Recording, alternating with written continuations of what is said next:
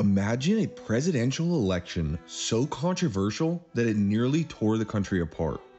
Ballots were challenged, states couldn't agree on who won, and political deals were struck in secret. This wasn't some modern-day scandal. It was the 1876 U.S. presidential election, one of the most disputed and turbulent elections in American history. The election was between two men with very different visions for America.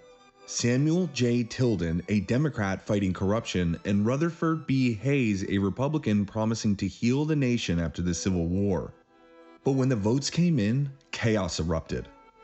Accusations of fraud, violence, and backroom bargains filled the air, and the fate of the nation came down to a handful of electoral votes from contested states.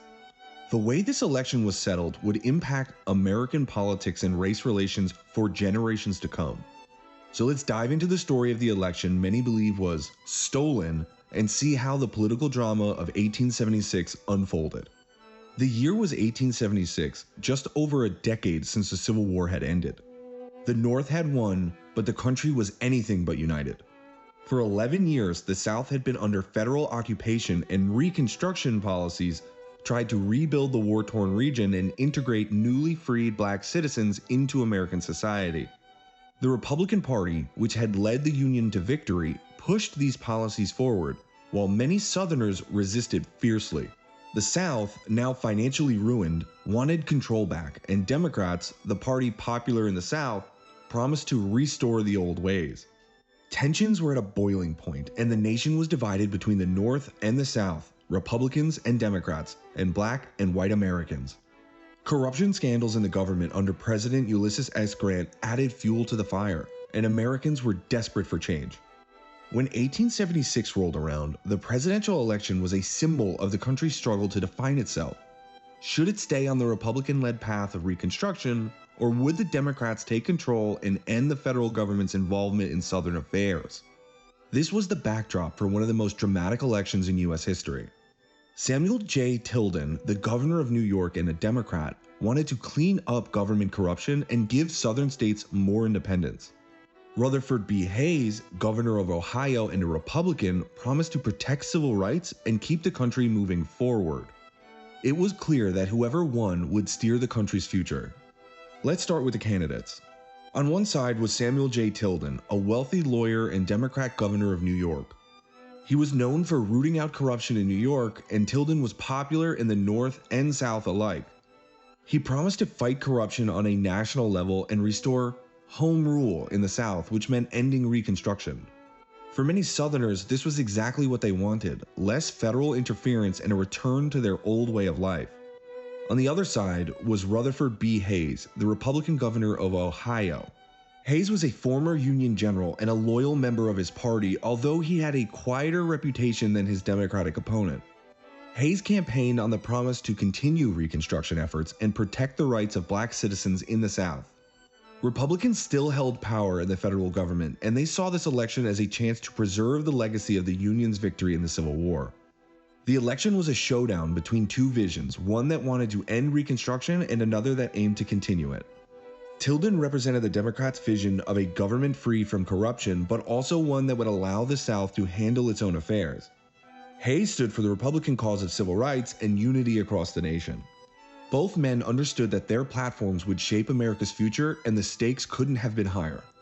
Election day arrived on November 7, 1876, and the nation held its breath. Voters turned out in droves, particularly in the South, where the race was especially heated. Early results suggested a victory for Tilden. In fact, Tilden won the popular vote, securing around 250,000 more votes than Hayes. But in the electoral count, the only count that truly mattered, things were far from settled. In those days, to win the presidency, a candidate needed 185 electoral votes. Tilden had captured 184 votes, just one short of the majority needed to win. Hayes, meanwhile, had 165 votes, leaving him 20 votes away. But there was a catch. 20 electoral votes were being contested in 4 states: Florida, Louisiana, South Carolina, and 1 vote in Oregon. Both parties claimed victory in these states, and accusations flew back and forth. Democrats accused Republicans of using federal troops to intimidate Southern voters, while Republicans accused Democrats of vote tampering and blocking black citizens from voting. These four states had essentially become the battlegrounds for control of the entire election. Local election boards and officials, often loyal to one party or the other, certified competing sets of electoral votes in these states. Republicans submitted their own results showing Hayes as the winner, while Democrats claimed Tilden had carried those states. Both sides were determined to come out on top, but neither was willing to back down. Newspapers across the country covered every twist and turn in its developing crisis, with Americans growing increasingly anxious. People were uncertain whether they would wake up to find Tilden or Hayes as their next president. The situation escalated until Congress was forced to step in, because the stakes were simply too high for a simple resolution. The stage was set for one of the most intense and contentious disputes in U.S. election history. The election crisis came down to the 20 disputed electoral votes. To resolve the issue, Congress needed to decide which votes to accept. But with the Democrats controlling the House of Representatives and the Republicans in control of the Senate, a fair resolution seemed almost impossible. To break the deadlock, Congress created a special body called the Electoral Commission. This commission would include 15 members, 5 from the House, 5 from the Senate, and 5 from the Supreme Court. Initially, it seemed balanced, with 7 Democrats, 7 Republicans, and 1 independent. But just as the commission was getting started, the independent justice resigned, and a Republican took his place, shifting the balance in Hayes' favor. The commission reviewed each contested vote, and every time they awarded the disputed vote to Hayes, effectively pushing him toward the presidency. Democrats were outraged, seeing this as a blatant partisan move. Many felt that Tilden had won fairly and that the Republicans were stealing the presidency through legal maneuvers. Public protests erupted, and for a moment it seemed like violence might break out.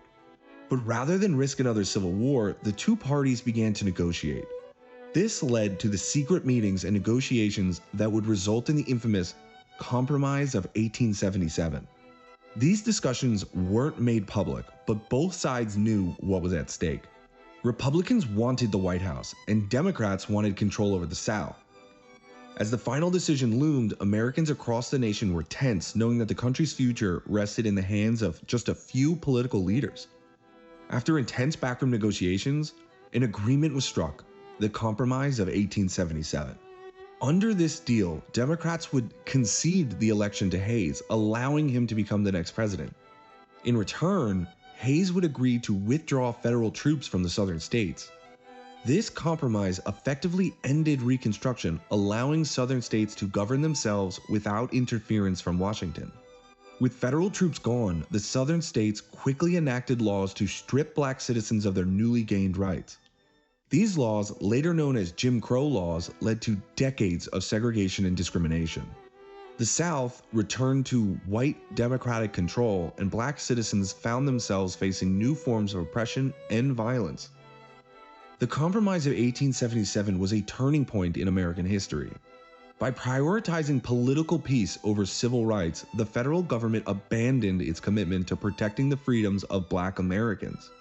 For Southern Democrats, the compromise meant a return to power. For Hayes, it meant winning the presidency, but at a great cost. The deal was done, and Hayes was declared the winner. But for many, the decision felt like a betrayal. Tilden supporters saw it as a victory, stolen from them, and for black citizens in the South, it was the beginning of a harsh new reality. Reconstruction had promised a path toward equality, but Hayes' compromise, that promise was effectively broken. Rutherford B. Hayes took office in March 1877, but he faced immediate criticism. Although he promised to lead with integrity, his presidency was forever marked by the deal that had put him in power. As agreed, Hayes removed federal troops from the South, ending Reconstruction. The southern states quickly reinstated local control, and white leaders seized the opportunity to strip black citizens of their rights. While Hayes hoped his compromise would help heal the nation, it came at a tremendous cost. The withdrawal of federal troops allowed Southern Democrats to impose strict segregation and deny basic rights to black Americans. For many, Hayes' presidency represented a lost opportunity, and his legacy remains deeply tied to the political bargain that shaped the South for generations. The story of the 1876 election still echoes in modern American politics. We live in a time where disputed elections, tight races, and political deals remain common themes. The 1876 election shows the impact of political compromise and the risks that come with prioritizing political stability over justice. For some, it was a smart move to keep the peace, while for others, it was a shameful betrayal of American ideals.